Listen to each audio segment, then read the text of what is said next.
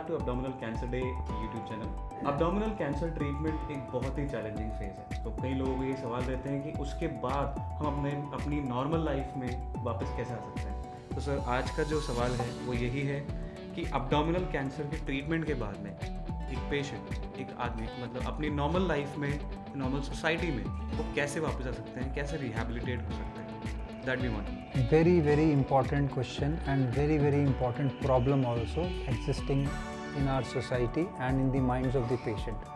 सबसे पहले मैं ये बताना चाहूँगा कि रिहैबिलिटेशन का वर्ड जब हम यूज़ करते हैं तो उसका मीनिंग क्या है। रिहैबिलिटेशन का मतलब है कि जब कैंसर का पेशेंट कंप्लीट ट्रीटमेंट के बाद पूरी तरह से डॉक्टर कहता है कि अब आप बिल्कुल फिट हैं, अब आप नॉर्मल अपनी लाइफ जी सकते हैं, अपनी लाइफ में जाइए, प्रोफेशन में जाइए, तो उसने तो एक सेंटेंस बोल दिया, लेकिन ये इतना आसान नहीं होता।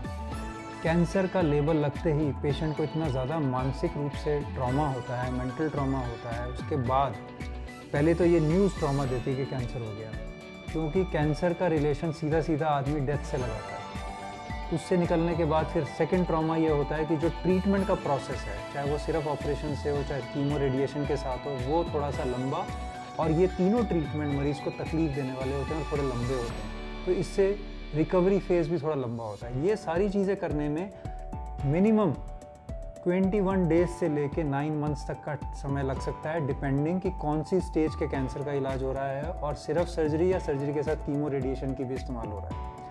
प्लस इन तीनों ट्रीटमेंट से कॉम्प्लिकेशन के भी रिस्क हैं, वो कॉम्प्लिकेशन भी होते हैं, उससे भी रिकवरी चाहिए होती है। तो कुल मिला के मरीज़ मॉरली, साइकोलॉजिकली, सोशली, फाइनेंशियली हर तरीके से बहुत लो फेज़ में आ जाता है।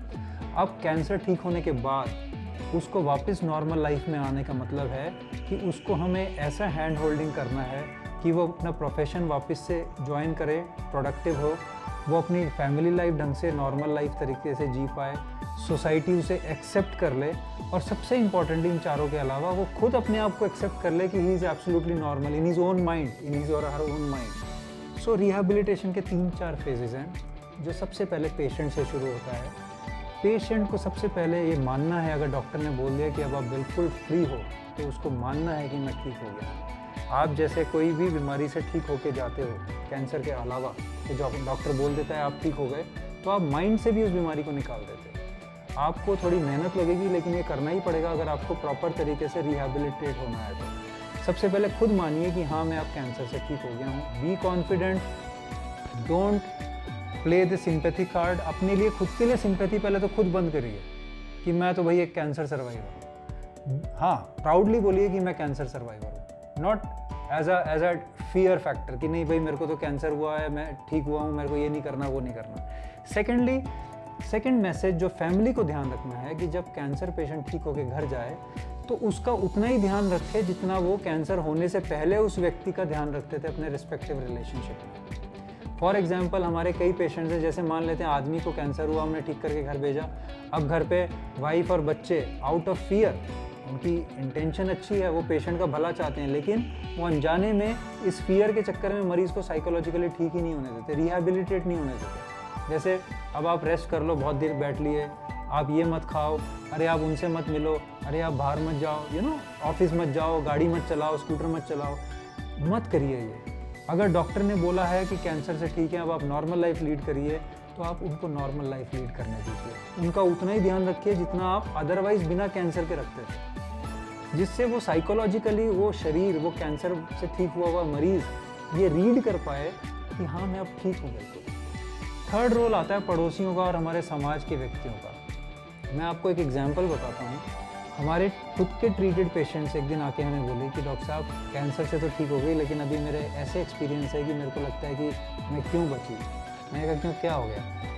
कि मेरे को पड़ोस में कोई आए, कैंसर ठीक हुए, उनको मेरे ख्याल 1.5-2 साल हो चुका है जिनकी मैं बात आपको बता रहा हूँ, और उन्हें मिले तो उन्होंने कहा, कहते अरे आपको तो कैंसर हुआ था ना? कि हाँ भाई साहब मैं लेकिन अब ठीक हूँ। अरे आप कैसे बच गई? हमारे तो पड़ोस में दूसरे एक व्यक्ति को कैंसर हुआ था, वो तो 3 महीने में ही डेथ हो गई। These kind of loose statements, जो हमारा अगेन इंटेंशन उनको दुखाना नहीं है, उनको परेशान करना नहीं है, लेकिन हमारी जो ये भावना है ना कि कैंसर हो गया तो कुछ महीनों का ही मेहमान है व्यक्ति, ये बहुत गलत है। तो आपने देखो, आपने तो एक बात बोल दी बिल्कुल कैजुअली, लेकिन आप नहीं समझ सकते उसका उस मरीज़ की मानसिकता पे कितना प्रभाव पड़ा। और वो उसको 1 घंटे 2 घंटे नॉर्मल होने में नहीं लगेंगे, उसको कई दिन लग जाते हैं नॉर्मल होने में। उसको सच में ये लगने लगता है कि कैंसर हो गया, अब मैं कुछ दिनों का मेहमान हूँ। और प्रोफेशनल स्पेस जो है हमारी, उसमें भी हमें, उसमें दोनों का रोल है। ऑफिस बॉसेस का रोल है प्लस हमारा खुद का रोल है। हमारा रोल ये है कि हम ये अपने दिमाग से निकालें कि हम कैंसर के पेशेंट हैं, हम ठीक होके आए हैं, इसलिए हम ये कर सकते हैं, नहीं कर सकते। आपको अगर डॉक्टर ने ग्रीन चिट दी है तो आप सब काम करिए। और सिमिलरली हमारे सीनियर्स, हमारे कलीग्स भी हमारे को सिंपैथी ना दें, अनड्यू सिंपैथी, कि भाई ये तो कैंसर से ठीक होके आए हैं, इनका काम चलो मैं कर देता हूँ, या व्हाटएवर। तो हम सबको कैंसर को जब तक हम नॉर्मल बीमारी का दर्जा नहीं देंगे, अभी हमने कैंसर को बीमारियों का ताज पहना के रखा है, ये तो कुछ बहुत ही स्पेशल बीमारी है। एक बार कैंसर अगर ठीक हो गया तो आप उसको उतना ही इम्पोर्टेंस दीजिए।